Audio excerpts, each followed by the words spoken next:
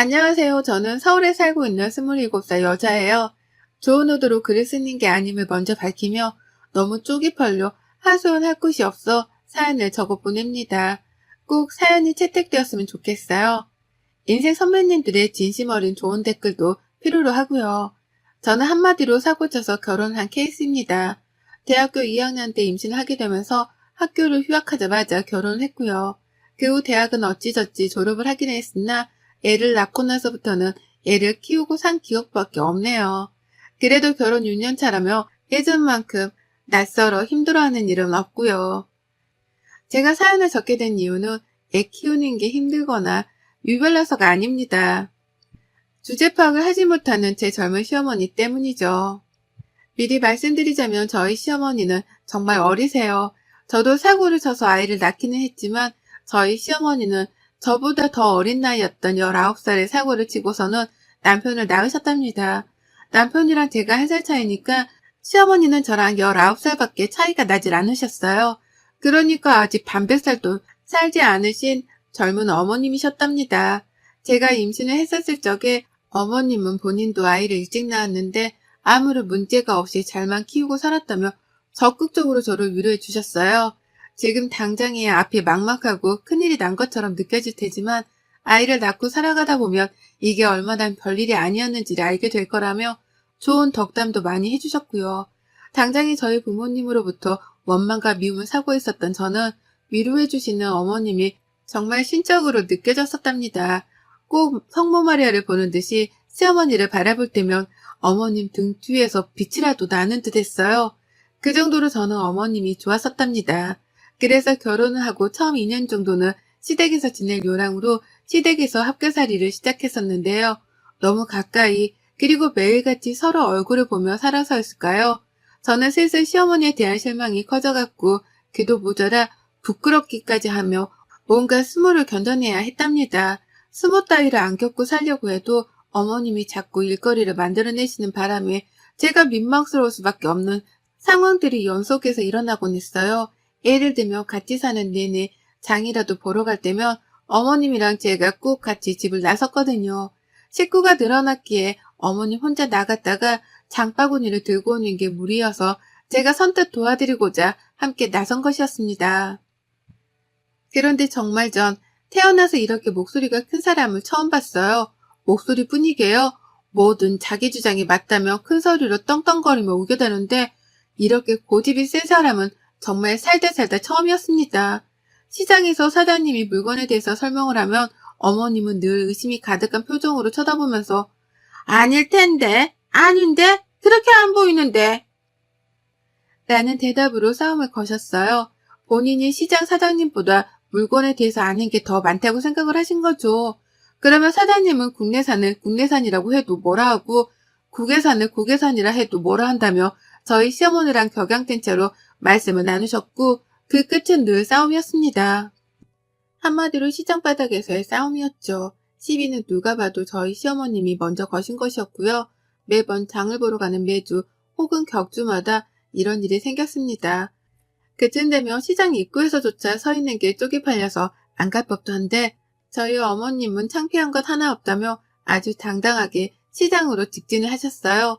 오늘은 좀 다른 곳으로 장을 보러 가실 법도 한데 바로 저번 주에 말싸움을 한 시장 아주머니가 계신 곳으로 또 장을 보겠다며 직진을 해서 가시더라고요.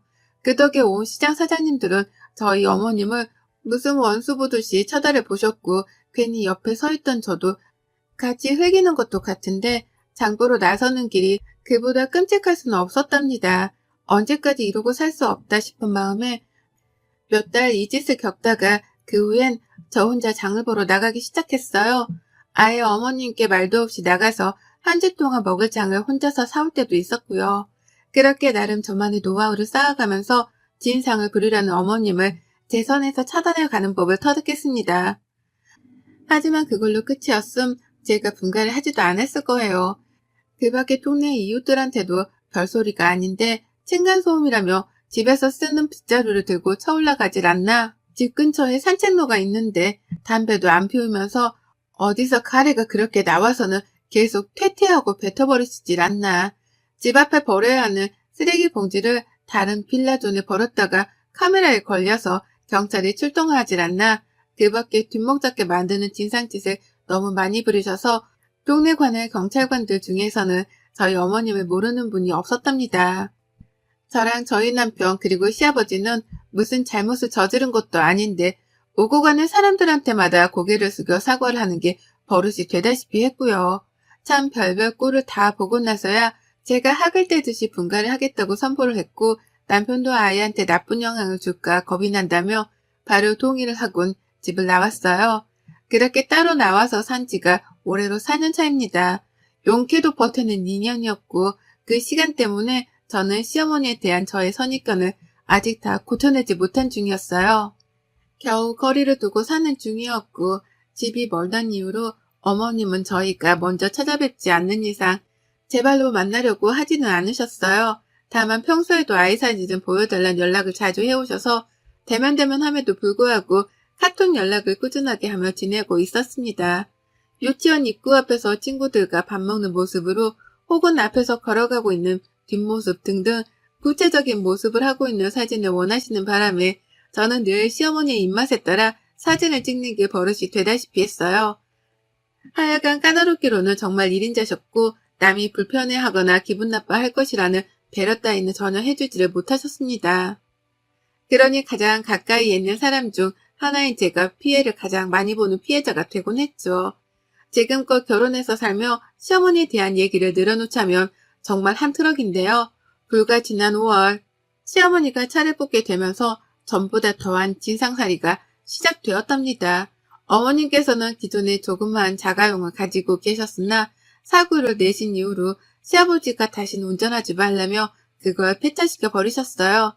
먼저 들이받고는 잘못이 없다며 베째라를 시전하다가 온 가족들이 출동해서는 블랙박스를 보고서 상대편 차량 주인분께 열심히 사과를 했었더랬죠.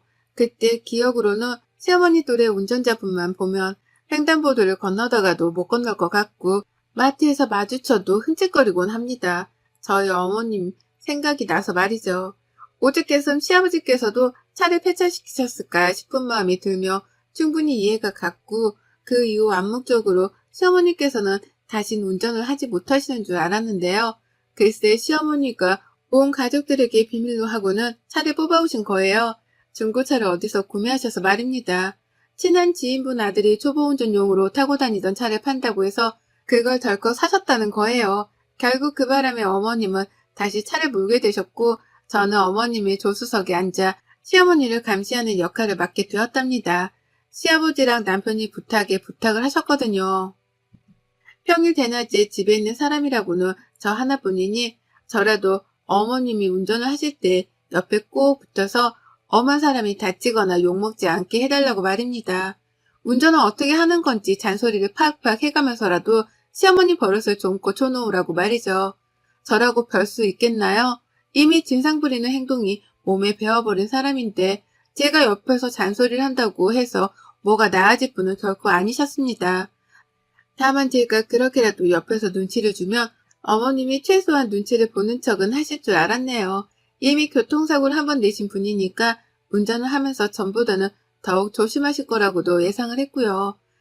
하지만 이런 당연한 저의 예상은 완벽하게 빗나가 버리고야 말았습니다. 사고를 내본 사람이라면 더더욱 주변 차량의 존재에 신경을 쓰고 사소한 것도 조심스러워하면서 할 텐데요. 저희 어머님은 정말 예상을 빗나가셨죠. 인도 앞에 서 있으면서 멀쩡히 인도를 지나가는 사람한테 빨리 지나가라고 클락션을 울렸던 날엔 저 진짜 조수석에서 쥐구멍이라도 숨고 싶었어요. 지나가는 행인이 여학생이니 망정이었지 어디 깡패라도 지나갔다가 그 꼴을 당했으면 가만히 있었을까요? 그런 생각을 하니 진짜 조수석도 앉아있을 곳이 못 되었습니다. 하지만 이게 끝이 아니었어요. 사고를 냈었으니까 내가 이제 절대로 과속은 안 할 거야. 라고 하면서 느리게 가속 페달을 밟으셨는데 그게 어찌나 느리던지 오고 가는 주변 차량들의 진로까지 방해를 한 겁니다. 그래서 제가 조금 빨리 가거나 아니면 아예 빠져서 비켜주라고 말씀도 드려봤지만 어머님은 이렇게 대답을 하셨죠. 지들이 알아서 가겠지. 라고요. 뭘 말씀드려도 자기 알 바가 아니라고 귀를 닫으셨습니다. 오고 가는 차량들이 운전을 똑바로 하라면서 클락션을 내내 울리는데도 아랑곳하지를 않으셨어요. 오히려 귀따갑게 자꾸 빵빵거린다면서 한 번은 창문을 열고 가운데 손가락을 찍혀올려 버리셨습니다. 아, 그때 그 순간은 정말 제 인생 최악의 날이었습니다. 온 차들이 저희를 지켜보는데 작은 차 안의 운전자가 당당하게 가운데 손가락을 찍혀올리니 저 멀리 있던 차량의 아저씨까지 창문을 열고는 소리를 지르셨어요. 운전 똑바로 하라고 말이죠. 흔히들 들어봤죠? 아줌마가 집에서 밥이나 차릴 것이지 왜 나와서 운전을 하냐는 말입니다. 전 이런 얘기가 90년대나 일어나는 말인 줄 알았는데요. 저희 시어머니 때문에 한 번도 아니 여러 번을 들었답니다. 운전 똑바로 할 거 아니면 집에 가 밥하라 소리를 귀에 딱지가 나도록 들었네요. 그 바람에 제가 시어머니를 부여잡고는 도대체 왜 이렇게 운전을 하는 거냐면서 미치도록 화를 낸 적이 있었어요. 도무지 화끈거리는 얼굴을 도로 위에서 들고 다닐 수가 없으니 이렇게 운전을 할 거면 차라리 내려달라고 말이죠. 그러자 저희 어머님 버스 서는 정류장에 떡하니 들어가서는 저를 내려주시더라고요. 그리고는 창문을 내려서 어디 버릇없게 시어머니한테 내려달라 말아야 내가 네 개인 택시기사냐?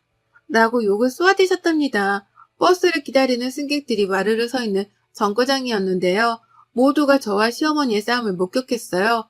어머님은 욕만 남기고 호련히 그 자리를 떠나셨고 저는 혼자 남아 떠나가는 시어머니의 차량을 지켜보며 붉어진 얼굴을 숨기고 가느라 애먼 머리카락만 잡아 뜯었네요. 혹시나 아는 사람이라도 만날까 싶어서 두근거리는데 내가 언제까지 이러고 살아야 하나 싶어 숨이 턱 막히기도 했습니다. 그러나 결국 언젠가 사고 칠 거라고 예상했던 어머님이 치고야 마셨어요. 고 기다리던 그 사고를 정말로 쳐내신 겁니다. 그날따라 왠지 시어머니랑 차를 같이 타고 싶지 않았는데 어머님이 애사진을 보여달라고 전날부터 닥달을 하시다가 자연스럽게 시아버지가 병원을 가셔야 한다고 말씀을 하셨어요. 어머님 혼자 가는 거라면 제가 그냥 알아서 가라고 했을 거지만 시아버지가 가신다고 하니 괜히 신경이 쓰이더라고요. 그래서 애를 유치원에 보내놓고 시어머니 댁으로 찾아뵈었습니다. 시아버지께서는 나가는 순간부터 시어머니 차를 타기 싫다면서 입이 대빨 튀어나오셨어요. 몰래 차를 산 것도 모자라 운전을 계속하고 다니신다고 생각을 하니 화가 나셨는지 문 앞에서 시위를 하며 운전을 자기가 하겠다고 몰아세우셨습니다. 하지만 결국 저희는 시어머니가 운전하는 차에 올라탔어요. 시어머니의 고집을 말릴 수 있는 사람은 아무도 없었으니까요. 그렇게 저희는 함께 병원으로 출발을 했습니다. 다소 불안한, 하지만 일단 가벼이 마음을 먹고 차에 올라탔는데 한 15분쯤 갔을까요? 지금도 그때 생각만 하면 식은땀이 순간 스쳐 흘러내리네요. 아버님이랑 대화를 나누며 최대한 긴장하시는 아버님의 마음을 풀어드리고 있던 그 찰나 갑자기 쾅 하는 소리와 함께 세 사람 모두가 앞쪽으로 쏠렸습니다. 시어머니가 꼬리타기를 하며 바뀌고 있는 신호를 따라 우회전을 하시다가 신호를 따라 정상적으로 출발을 한 차량과 부딪혔습니다. 근데 또 웃겼던 것이 그런 상황이면 저희가 모두 다 충격을 받아 오른쪽으로 쏠려야 했는데 시어머니가 운전을 요상하게 하면서 우회전을 하시다가 그대로 앞부분을 다른 차와 들이박은 거예요. 그래서 모두가 충격을 받자마자 앞쪽으로 쏠렸던 것입니다. 사태 파악을 하느라 한참의 시간이 걸렸고 누가 봐도 우리의 잘못이란 걸 알았는지라 아버님과 저는 뒷목을 잡으면서 할 말을 잃었어요. 둘 다 결국 또 터졌구나 하는 마음으로 허망하게 시어머니를 노려보며 서로를 챙겼습니다. 근데 시어머니는 이번에도 당당하더라고요. 정말 쪽팔림이라고는 하나도 느끼지 못하는 건지 상대편 차량에서 운전을 어떻게 하냐며 막 나와서 보험을 부르며 어머님을 부르시는데 어머님은 누가 뭐 잘못을 했는데 차가 앞에서 오고 있으면 비켜줄 생각을 해야지 그걸 그대로 갖다 들이받고 말이야. 당신 카페야? 이게 깡패가 아니면 뭐야? 라고 하며 막받아 치셨답니다. 그리고는 한참이나 걸려 사고 운전자와 말싸움을 하느라고 쉬지도 않고 소리를 질러대셨어요. 보험차고 뭐고 이미 중재를 시킬 만한 사람이 모였음에도 불구하고 잘못을 인정하지 않는 시어머니 때문에 사건 해결은 어려웠고 그 타이밍에 저와 시아버지가 나섰죠. 어머님 좀 그만하세요. 라고 하며 저 멀리서부터 뒷목을 잡은 채로 소리를 지르며 다가갔습니다. 어머님은 얘가 왜 이러냐는 표정으로 저를 바라보며 넌 가만히 있어. 잘 알지도 못하는 게. 라고 입을 닫게 하셨죠. 하지만 저는 거기서 멈추지 않았습니다. 쪽팔려 죽겠네 정말. 어머님이 먼저 갖다 들이받고서 뭘 잘했다고 큰 소리예요. 잘못을 했으면 잘못했다고 사과를 먼저 하셔야지. 뭘 잘했다고 자꾸 쫑알쫑알. 여기 있는 사람들이 다 놀고 먹는 배수인 줄 아세요? 다들 바빠 죽겠는데 얼른 사과드리고 보험 처리하세요. 제발 좀 그 입 좀 다무시라고요.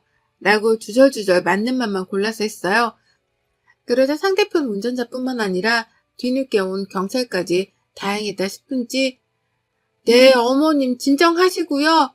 라며 시어머니를 더 타일러보고자 했죠. 이제야 해결이 되나 보다 싶어 말이죠. 하지만 어머님은 거기서 그치지 않은 채 오히려 며느리가 자신의 편을 들지 않는 것에 화가 나서는 그 분풀이를 상대방 운전자한테 하셨습니다. 살짝 욕이 올라왔다가 결국 튀어나와 뱉어졌고 그 바람에 빡쳐버린 상대 운전자분이 결국 용서는 없다며 서로 고성방가를 오가며 피 터지게 말싸움을 했습니다. 그리고 전 그 상황에서 시아버지고 뭐고 아무것도 보이질 않았고요. 그저 죄 없는 사람이 피해만 보지 않았으면 하는 마음에서 경찰분께 이실직고를 했답니다. 시어머니가 100% 잘못을 한 거고 내가 뒤에서 다 목격을 했다고 언제든 증인이 필요하면 불러달라고 전화번호까지 남겼어요. 그리고는 그 상황을 얼른 벗어나야겠다며 오만 사람들이 지나가며 쳐다보고 있던 사고 현장을 혼자서 벗어났습니다. 정말 지옥과도 같은 시간이었네요. 시어머니는 제가 한참 멀리 떨어져 가고 나서야 며느라, 야 너 어디 가? 놔두고 어디 가냐니까? 라며 불러대셨어요. 중간중간에 씨라는 단어를 몇 번 첨가해 가면서 열불 난다는 티를 팍팍 내기도 하셨죠. 하지만 저는 끝까지 시어머니를 모른 척 했고 그 길로 집을 향해 달려오고 난 후에야 숨을 돌릴 수 있었습니다. 내가 다시 시어머니의 차량에 올라타면 사람이 아니라는 생각으로 시어머니 번호까지 단박에 차단을 해버렸어요. 남편한테도 바로 사실을 털어놓으면서 어머님이 또 길 한복판에서 멀쩡한 사람을 쳐놓고서 발뺌하는 대형 사고를 쳤으니 그런 줄 알라 경고도 남겨놨고요. 남편은 또 우리가 사죄를 해야 할 일이 생긴 거냐면서 너무 속상해했습니다. 도대체 나이를 먹을 대로 먹은 사람이 왜 그 모양인지를 모르겠다며 억울해하기도 했고요. 하지만 저는 당장에 남편 속마음을 들어줄 여유가 없었어요. 시어머니가 사고를 내긴 냈으나 그 충격으로 인해 앞으로 쏠릴 뻔하기도 했고 사고 후유증으로 마음이 계속 두근거리는 것이 기분이 너무 안 좋았거든요. 일단 저도 휴식을 취해야 했기 때문에 시어머니를 완전히 무시하고 모른 척하며 안정을 취했습니다. 그리고 그날부로 정확히 하루 뒤 주말에 남편한테로 시어머니 전화가 걸려왔어요. 근데 시어머니가 울고불고 난리도 아닌 채로 전화를 받으시는 거예요. 왜 그러나 싶어서 귀를 쫑긋거린 채로 들어봤더니만 세상에 어머님이 사고를 낸 그 당일 정말 많은 일들이 있었더라고요. 제가 시아버지고 뭐고 다 버려둔 채로 혼자서 집으로 도망쳐 온 후 말입니다. 제 딴에는 시어머니를 모른 척하며 무시하기 위해서 혼자 도망을 쳤던 건데요. 글쎄 저희 아버님은 아버님대로 혼자서 그 길로 도망을 쳤다는 거예요. 그러니까 제가 제 집으로 도망쳐 나온 그 사이 아버님은 그 길로 또 혼자 택시를 잡고 바로 가려던 병원으로 가셨다는 겁니다.